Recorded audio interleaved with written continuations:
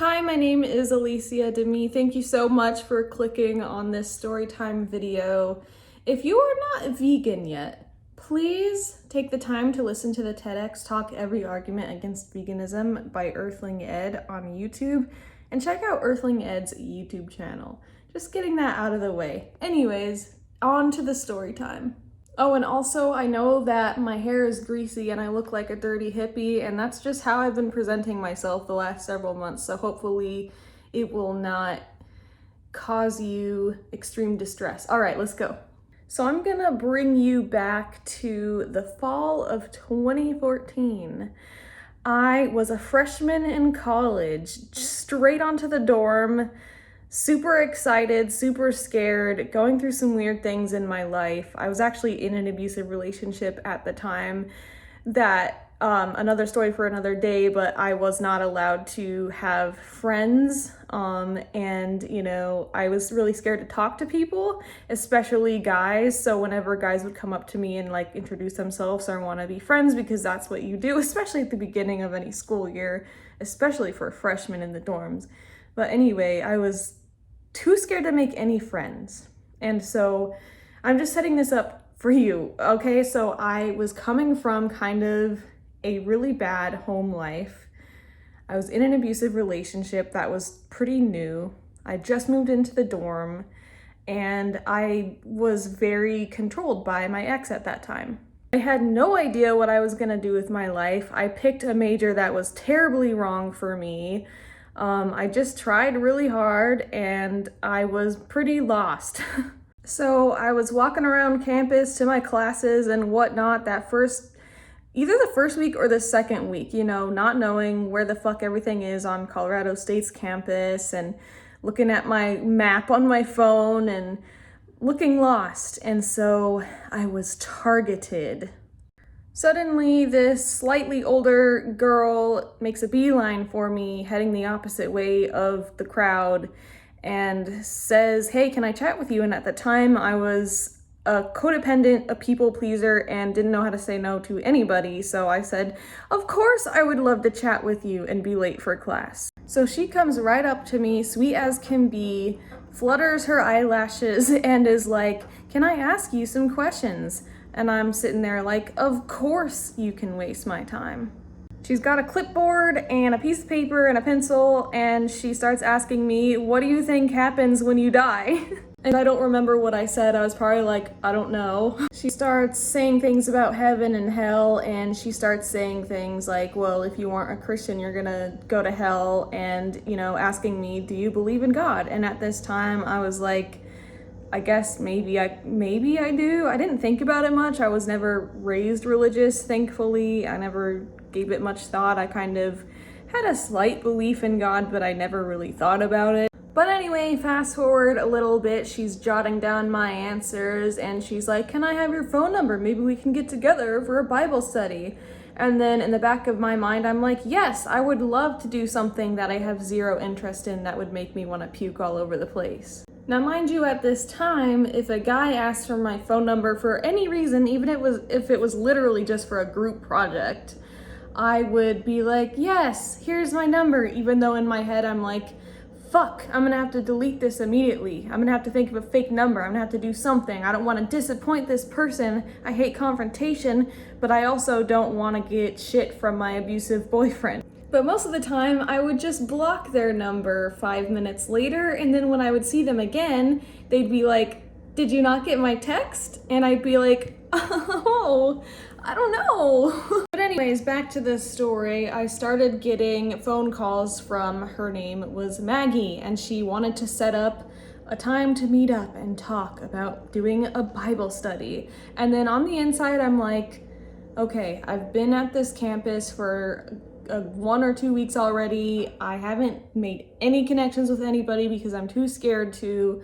But I think that my abusive boyfriend would approve of me hanging out with a female who is a Christian, meaning she is not going to want to party or socialize with me, and all we're gonna do is do a Bible study. So I'm allowed to do this. So this is my only shot at having a friendship.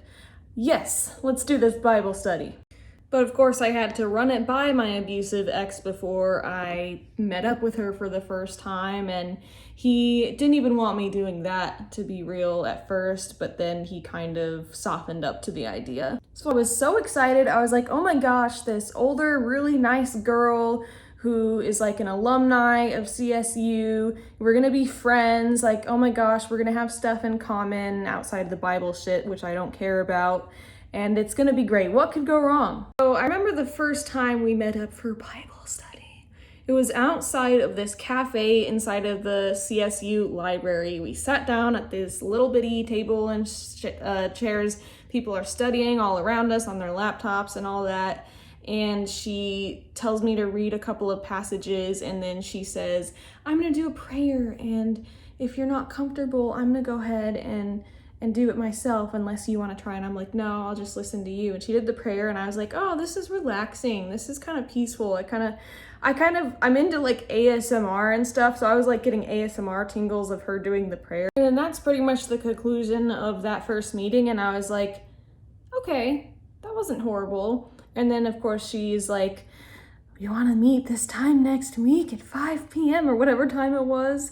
And I was like, I mean, not really. I think I'm good. Like, I think this is, I think I won't die if I don't experience this again. But of course, I'm like, yes, I would love to make a commitment that I won't want to make to please somebody else. So I do some more of the Bible studies. I never really want to go to them. I'm always like, fuck, I should be doing homework. I don't want to go to the library or wherever it is we're meeting, but I'm doing it out of obligation, as I used to live my life that way, doing fucking everything out of obligation. Maggie is from Grace Christian Church, by the way, and we'll get there in a minute, but she eventually peer pressures me into, I think the first thing she pressured me into was getting together on a Friday night with her and all females, and so all it was like a movie night in their house. And so I'm like, okay, that sounds fun. I go to their house. It's like a beautiful little house with a lot of nice, really awesome seeming girls, and who are all like roommates together off campus. I'm like, whoa, this is way better than the dorm that us freshmen have to live in. And I'm thinking to myself, wow, if I could just like fake my way through being friends with these people or through fitting into this group I don't care about fitting into, then, kind of like survival thinking, like, because I had no idea how I was going to find a place to live next year. I was totally on my own and totally like not good at adulting. And I was like, okay, well, here's my solution. I'll just join in this group and I can become roommates with them at one of these houses, and that solves all my problems. We get together in the basement with a bunch of snacks. We're watching a movie. It's like autumn, so it's all cozy vibes and stuff. And we watch like this G-rated movie. I don't know what it was, but then my boyfriend at the time was like, send me a picture. Prove that there are no guys there. So I had to like take a picture of like the girl sitting around, and my fucking flash went off. And then I had to be like, oh, sorry, like that was an accident, like, Weeks fast forward, I'm doing the Bible study. At this point, I'm starting to feel like this is a bunch of bullshit. I don't believe in this shit at all. The Bible sucks. Like, I hope nobody hears me or sees me doing this. Like, this is fucking embarrassing. Like, she's just spewing nonsense. Like, I remember sitting in one of these study areas in one of the student centers and her just saying some whack-ass shit, and then me being like, I hope everyone's headphones are on that are sitting around us. By the way, I forgot to mention this earlier, but when Maggie first met me, she bombarded me with a bunch of compliments and, my outfit, and I rode horses at the time, so she pointed at my horse necklace and was like, oh my god, I used to ride horses, and like she overly tried hard to bond with me and be like really nice to me. And I was like eating it up because I was around a lot of people who were the opposite of nice to me at that time. While we're doing these Bible studies and I'm like hoping nobody is hearing this bullshit, Maggie eventually opens up to me about how she no longer talks to her sister or any of her family members, not because they did her wrong, not because anything went wrong with the relationship, but because of joining the church. So finally, now my red flags radar at this time obviously was pretty much not functioning whatsoever, it functioned enough for me to know that this was a red flag. I'm sitting there like, huh, okay. Next thing I know, Maggie is calling me for a meeting outside of our typical day of the week that we had a meeting. Hold on, before I get to this part, I gotta tell you about going to their church. So one of my Sundays that I'm like, I wanna just do homework because all I wanna do is get a high GPA to please like my dad and whatever. I got peer pressured by Maggie, who wouldn't stop calling my phone to go to church with her. So I agree because I do everything out of obligation. And she picks me up at the dorm. She brings me to Grace Christian Church. They're doing it in like an auditorium of a school. I walk in the doors and there's like a tunnel of people that are like, oh my God, welcome. Oh, you're so awesome. And just like complimenting me, and this group of girls swarming around me like, oh my God, what's your name? The service starts and there's like a band playing and I'm like, okay, cool, they sound good. But then like an hour and a half goes by and I'm like, Jesus Christ, like, is this over yet? I'm really fucking bored. And then people started getting really into the music. Like people started waving their arms. They were like really into it. And I'm like, they're acting, right? Like, they're not being for real, are they? So I'm like, little bit uneasy. I'm looking around. They're all college kids or slightly older than college kids, dressed in like really preppy clothes, polo shirts and stuff. And when they talk to you, they all are kind of like talking really cheerfully and really like, oh my God, like, I love you, blah, blah, blah, blah. And what's your name? And they're kind of like looking at you like, this felt like the longest time of me having to pretend and force my way through an obligation that I made that I had ever felt in my life. I think at some point there was some grape juice and cracker eating, and oh my God, it took fucking forever. After it finally ends and I go to lunch with them, when I'm like, wow, I have so much homework to do right now, but yes, I would love to spend another hour or two sitting around at a table eating with people I don't want to be around. After that experience, I'm like, thank you. I would love to never do this again. But I continue the Bible studies, and one day, Maggie is like calling me for an emergency meeting and outside of our weekly meetings, and I'm like, of course, I would love to drop everything and come meet you right now. So we meet up in another place in the student center, and she's there with like two other girls, and they have like an intervention set up for me. And I'm like, this is kind of weird. And the two girls are telling me some story, and I don't really remember exactly what the stories were, but I listened to them with empathy and whatnot, and they were talking about these boyfriends they used to have, and like being impure and having sex and stuff, and not being right with the Lord because of these boyfriends, and how the best thing they ever did was break up with their boyfriends and join, Grace Christian Church. And I'm like, oh, now I know where this is going. Now, looking back, they didn't know I was in an abusive relationship whatsoever. Like, all they knew was that boyfriends have penises, and penises in your vagina is hell. So I was like, yeah, no, I'm not gonna join this church and break up with my boyfriend, even though I should have broke up with my boyfriend for different reasons. So after that, I'm like, yeah, thank you so much. Yeah, I'll see you soon. Like, yes, Bible study's still on. Yep. And then I went back to the dorm, and then next time she called me, like I didn't show up to our next meeting. She kept calling me, calling me, and I just didn't answer. And then she was leaving voicemails over and over and over and over. And then eventually she was like, okay, well, if you ever change your mind and want to start Bible studies again, I'm here for you. So that was that. I went on with my life until a while later, I found this article in the college newspaper written about Grace Christian Church, and it blew my mind. We're gonna watch together the promo video for Grace Christian Church. Don't worry, I'm here with you. And yes, I'm on my kitchen floor. Basically just fell on my face and repented like that day and just told him I'm so Sorry for what, though? I mean, it's not like, sorry, I hurt someone. They want you to be sorry for existing. That's what I don't like about most religions, is that they teach you that you're born a sinner. And I think sin is an imaginary cure invented to sell an imaginary disease. But they teach you that you're born with something wrong with you and that you need to be fixed, and that, like, I just... God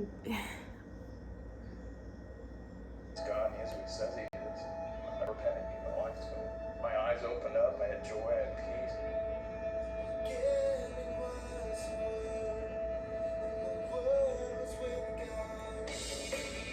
Oh my God. Welcome to Fort Collins, Colorado, home of Colorado State University. Oh, so many memories. College students with the gospel at a crucial time in their lives. At Colorado State University, there are over 25,000 students representing all 50 states and over 85 nations. All of these young people are at a crucial time of life and desperately need to hear the gospel. Did you know that 19 out of 20 people who become Christians do so before the age of 25? After that age, the likelihood of salvation begins to drop dramatically. The likelihood that we'll be able to brainwash you after you reach the full development of your brain and the age of reasoning is low. There's no other secular institution that has more impact on our society than the college campus. The decisions these future leaders make today will impact our world for generations to come. Each day, students are confronted with tremendous moral and They got a picture of a weed leaf for like a moral dilemma. pressures. Peers and professors bombard them with secular humanistic philosophies, anti-Christian ideologies, and man-made theories. Together, So they just said that being gay and transgender is wrong. Like, you know, the way I live, I believe things are wrong when they're harming someone. Being born the way you're born is not harming someone. And the coexist sticker, like, you know, it calls for people to basically not kill each other over different beliefs, and they think that's a bad thing. can have an impact on this generation with the gospel of Jesus Christ. Each year, the staff of Grace Christian Church shares the gospel with approximately 12,000 students. Through one-on-one interaction, That's Maggie. non-confrontational surveys, The blonde and one, personal that's her. testimonies, we are able to meet and identify individuals who are receptive to the gospel. Did you know that 95% of people who become Christians do so through a friend or family member? Developing meaningful relationships is crucial in reaching young people with the gospel. Each week, the staff of Grace Christian Church teaches That's over what I 100 did. evangelistic Bible studies what I did. all over campus, including residence halls, fraternities, and sororities. Each Sunday, we This is meet what for I was powerful talking about. worship, Watch these the people. teaching of God's Word, and dynamic Christian fellowship. The power of God is being demonstrated on the CSU campus through the personal testimonies of how Jesus Christ is changing lives. I was born and raised in Ethiopia, and I grew up It's believing in the existence of God, but I didn't know who God really was. And we came to the U.S. for He's a white man better who life, hates a the better gays. opportunity, a better future. On the outside, everything looked good because I wanted people to think I was this really good Christian kid and having everything together. But on the inside, I was bitter and really angry. And in high school, my dad had passed away, and so that just kind of made everything worse. I got good at sports. I played ice hockey and lacrosse, and through that really got to the point where I was one of those popular kids. To a point where I didn't care, about what the Bible said or anything, but about what my friends said. Got really big into the party scene with them. As I got into college, it just got a lot worse. The weekend before classes even started, I was just wandering around campus and just trying to find my classes, and I was approached by an evangelist. Yep, From Grace that's how they Christian do Church, it. and she just asked me if I was looking for a church or a Bible study. And an That's not what they evangelist ask. from Grace Christian Church stops me, told me about Jesus and repentance and what it means to live for Christ. And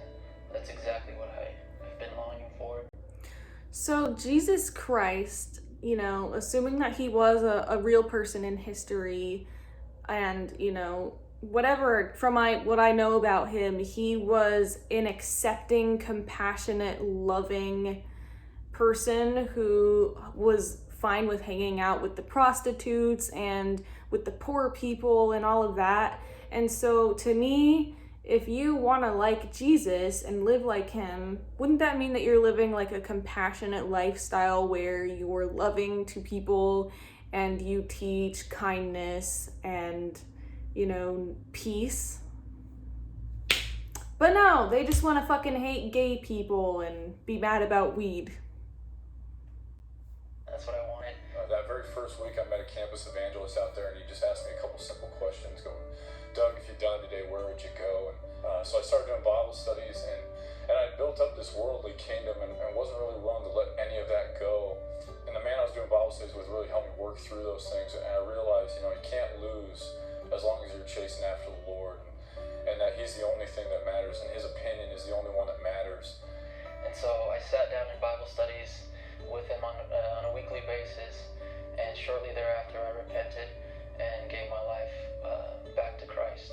So that night I just told the Lord, like, if you can speak to me like this, and if you're so intimately acquainted with my situation and my sin and all my problems, and you still want me and care about me enough that you'll speak to me, I'll do anything, Lord. And when I really stepped out in faith to obey the Lord, it was just this physical weight that came off me that I have never experienced.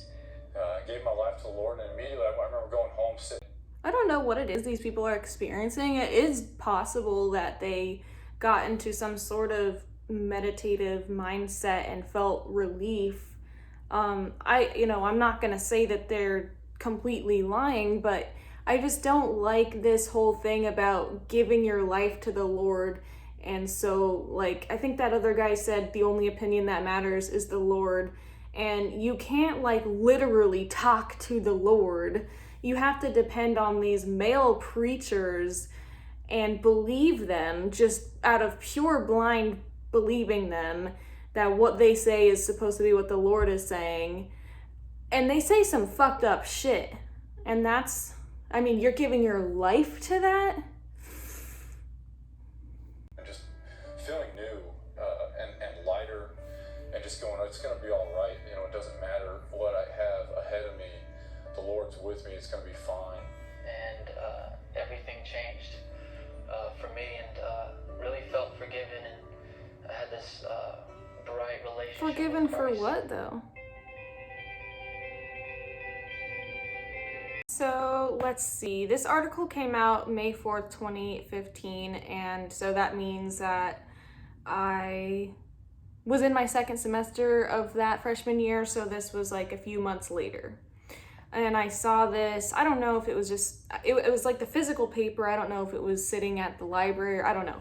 But whatever, here is, like, when I saw this, I was like, holy shit, I dodged a bullet. Like, I wasn't really thinking much about this anymore after I, like, stopped answering the phone. But yeah, this article was written by Kate Simmons for the Rocky Mountain Collegian. Cult or community? Questions about Fort Collins Faith Christian Church offshoot, Grace Christian Church.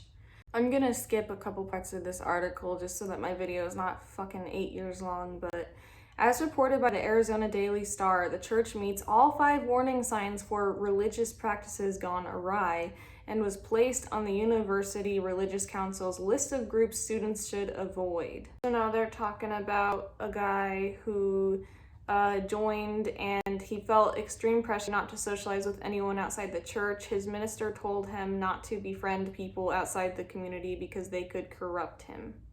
He really started pressuring me multiple times a day, even if I didn't respond, to where if I wouldn't, he'd tell me I'd go to hell. Now, luckily, Maggie didn't do that to me. It talks about this girl who had a dad in the military, and she said no to one of the few times that he was home that she could visit him, and he could die, and so time is precious, and she, you know, that's how she felt like she could only talk to people that were in the church. Now this is like a really creepy part. So Rachel discovered fairly quickly that dating and relationships are frowned upon in the church. The pastors never specifically said dating wasn't allowed, it just never happens. This occurs because of the belief that when a couple is meant to be together, they will receive a message from God. They have to wait for the pastor's permission before they can even pursue each other. And even after they pursue each other, only after the day they are married, they are not left alone together. They don't touch. They side hug, but they don't hold hands, they don't kiss, nothing. The man plans out a date. He proposes on that date within a few weeks. The couple announces their engagement to the congregation and shares their testimony about how it came to be and how they realized they were meant to be together. The first time I was there and heard about it, I was like, that is so cool. I want that. I want to not worry about who my husband is. I don't want to try. I want God to tell me, aka the preacher or whatever. I want it to be quick because it sucks waiting, and I want everything to be kind of given to me. They always seemed so happy with it, Rachel said. Couples are married 6 months after engagement. Within a year, most couples are pregnant. If the woman does not become pregnant, there are questions about what is wrong. Rachel learned of this process from a friend of hers in the church who had just gotten engaged. When the couple has children, the wife does not work. It is her job to homeschool the children. The couple is expected to raise their children the way the church dictates. This part makes me fucking angry. When the child gets old enough to roll over onto their stomach, I'm gonna say there because it's not an object, and lift their head on their own, parents are instructed to start spanking the child. One method uses the cardboard dowel from pants hangers. When the baby is lying on their stomach and raise their head or try to roll over, the child is spanked until they stop.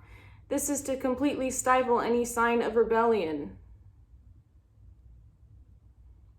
Rachel said this practice is attributed to scripture Proverbs 23:13, which states, "Withhold not correction from the child, for if you beat him with the rod, he shall not die." Lisa said she and her husband felt uncomfortable disciplining their child this way. The child was, quote, rebellious, but they had no control over his outbursts. Of course you're uncomfortable. It's child abuse. I mean, if you don't know anything about the Bible, look up the YouTube video, What the Fuck Bible Moments. It's hilarious. There's a lot of stuff about foreskins. Lisa said because the rest of the children were so intensely disciplined, her child's tantrums couldn't go unnoticed. Lisa was told she was an indulgent mom and needed to control her rebellious kids. Then her husband found out their son was autistic. He had difficulty expressing himself, so he was prone to crying and throwing fits. They were too afraid to tell anyone. This is also really fucking weird, but according to Wade, before her daughter could become a campus minister, the church asked for her banking information as an expense report indicating how much money she spends each month. Then they required her to work unpaid throughout the summer. She, like every other minister they employ, was expected to raise her own support. This support could come from anywhere from family to friends to quote calls. So they take 10 to 20% of each payment for administrative fees. And then it says final records for Grace Christian Church are private and could not be obtained. But according to Larimer County Property Records, Chris Tomlinson, one of the founders of Grace Christian Church, owns 5 properties in Fort Collins and Loveland. 4 are single-family residences, and the 5th is a barn. His wife, Jennifer, is named as the primary owner of 2 of the properties. Their property holdings total $1.5 million. This girl was talking about how every time she was thinking about leaving, they would say, like, oh, you're not going to be on the Christian path anymore, blah, blah, blah. And of course, she cares about being on that path. And then someone else said after they left, the nightmares didn't go away for more than a year. She would dream that she was stuck at the church gathering and couldn't speak to anyone. In the dream, she would cry, but no one acknowledged her tears. She would wake up angry every time the phone rang. She was worried it was someone from the church. Holy shit.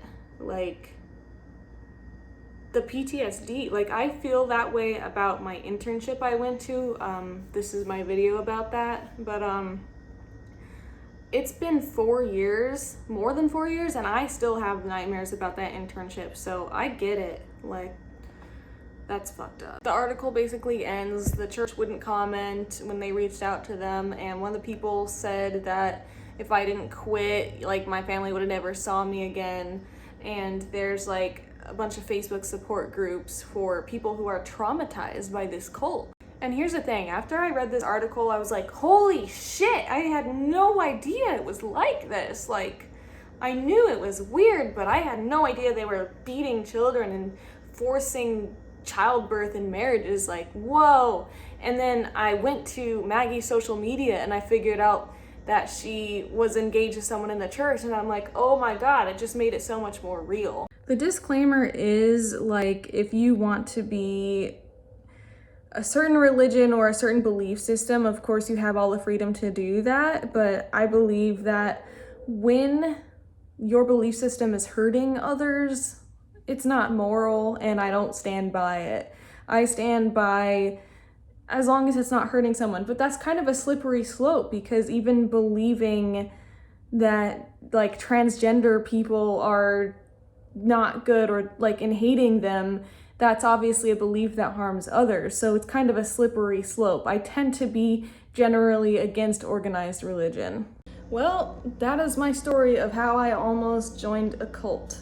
Now, I obviously made it lighthearted, but this is a very serious topic, so if you think you might be in a cult or someone you know might be in a cult, I'm gonna flash some signs and red flags up on the screen for you here. Feel free to pause, take a screenshot. I think a key takeaway is if you are in college or you know someone in college, don't stop when these types of people ask you what's gonna happen to you when you die. And that these people prey on vulnerable people, especially people who feel like they don't fit into any community. They will exploit that human need to feel like they fit into a community by providing them like this artificial community. And they also exploit people who are lost and don't know what their direction in life is, as well as anybody who is just searching for love and acceptance. And it seems like they also go after a lot of people who already grew up with these ideas, going to church and stuff. It makes it easier for them to kind of brainwash because it's already got a really good seed planted. A big thing with Grace Christian is that they tried to find kids who were like partying and said the only way that you can stop this bad path of partying and drinking is through Jesus, which is just not true.